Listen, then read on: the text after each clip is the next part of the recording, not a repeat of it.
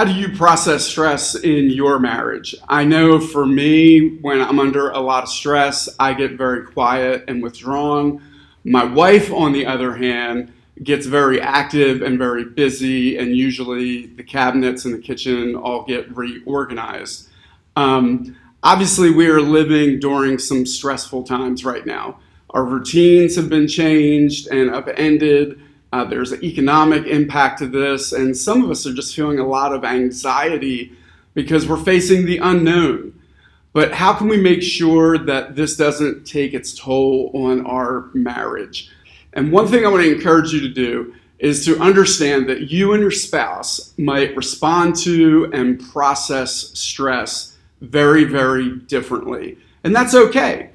Have a conversation about stress, how you handle it, how you tend to respond to it, how it affects you. And make sure you're practicing good listening skills.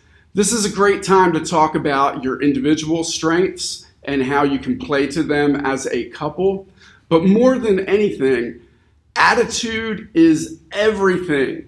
You need to commit to being a team in your marriage. And that might mean, hey, we commit to not taking our stress and our anxiety out on each other. We commit to offering each other grace and forgiveness. We commit to listening to each other and being attuned to each other's needs.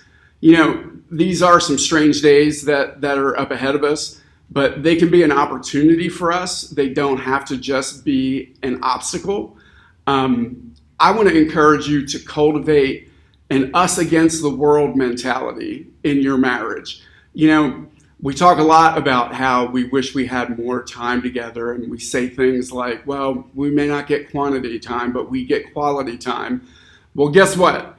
Now we're getting quantity and quality time if we choose to do so. So during this time, look at our website, firstthings.org. There's going to be a link below this video for some suggestions about how you and your spouse can make sure that this time in your marriage is a time that actually brings you closer together and not drive you apart.